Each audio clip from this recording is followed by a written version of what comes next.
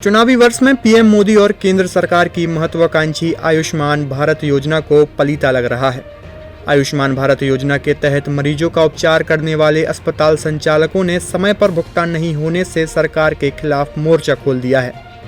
3 से 15 महीने तक का भुगतान रुके होने से निजी अस्पताल संचालकों के सामने आर्थिक संकट गहरा गया है, जिससे उन्हें अस्पताल के संचालन में काफी बाधाएं आ रही हैं। United private hospitals directorate association ने 15 अप्रैल से आयुष्मान भारत योजना के तहत इलाज नहीं करने का ऐलान किया है। आयुष्मान से इलाज नहीं करने की घोषणा के बाद एसोसिएशन के पदाधिकारियों ने बड़ी संख्या में राजधानी भोपाल स्थित आयुष्मान भारत के दफ्तर पहुंचकर अपनी मांगों के संबंध में ज्ञापन सौंपकर जल्द मांगों का निराकरण की मांग की है।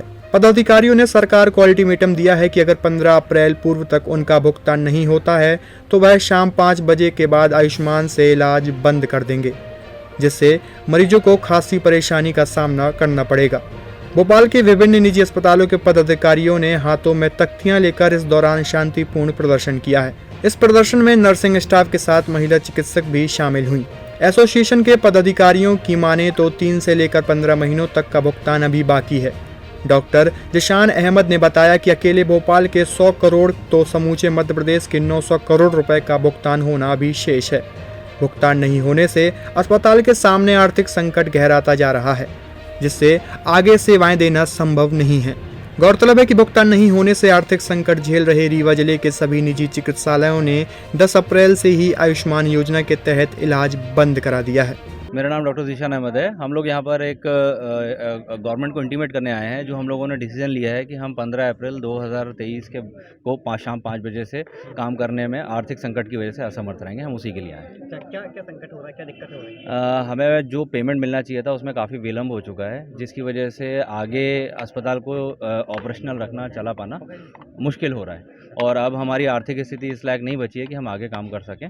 हम उसी के लिए गवर्नमेंट को इंटीमेट करने आए हैं। कितना पेमेंट होगा लगभग बाकी और कितने अस्पताल हैं? भोपाल का जैसा सर ने बताया 100 करोड़ के आसपास है, और पूरे मध्य प्रदेश का 600 to 1000 करोड़ के आसपास पूरे है। एमपी का अस्पताल आपके साथ नहीं है, आप जो स्ट्राइक करने जा रहे हैं? जो हमारी यूनियन है, हमारे लोग हमारे साथ हैं।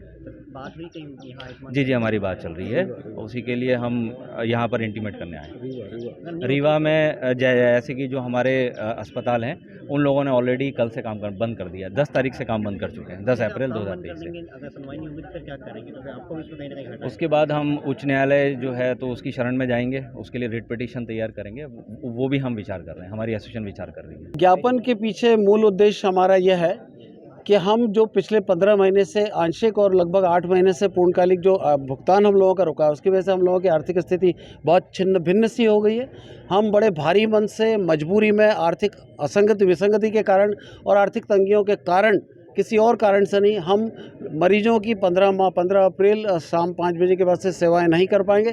इसकी हमें बहुत ज़्यादा तकलीफ़ है, लेकिन इस तकलीफ़ के लिए कहीं न कहीं हमारा आर्थिक संकट जिम्मेदार है। उसके लिए हमारा मन या हमारी आत्मा कतई जिम्मेदार नहीं है। और जो नियम जो पेमेंट में भुगतान में विलम्ब हो रहा है, उसकी वजह से हम लोगों को निर्णय लेना पड़ रहा है, जो हमने मन से नहीं मजबूरी में लिया है। कई अस्पतालों का भुगतान को लगभग 15 महीने हो गए, 15 महीने के आसपास हो गए। फरवरी 2022 से कई मरीज अस्पतालों का आंशिक भुगतान नहीं हुआ, और कई अस्पतालों का जुलाई अगस्त 2022 से भुगतान नहीं हुआ है। ऐसी परिस्थितियों में लगातार 15 महीने तक सेवा करना और उस सेवा को लगातार आर्थिक संकट की परिस्थिति में जारी रखना अब हमारे लिए संभव नहीं बचा। क्या कारण मानते हैं इसके पीछे, क्यों भुगतान में विलम्ब हो रहा है, क्यों नहीं हो पा रहा है? देखिए, आपका जो प्रश्न है प्रशासनिक प्रश्न है। कारण तो मैं समझता हूँ कि ये शासन के नुमाइंदों से आपको पूछना चाहिए कि क्या कारण है। इसके लिए हम तो ये है कि सेवा प्रदाता है, हमसे हमारे प्रश्न पूछे जाएंगे तो हम शायद उसका सही उत्तर दे पाएंगे।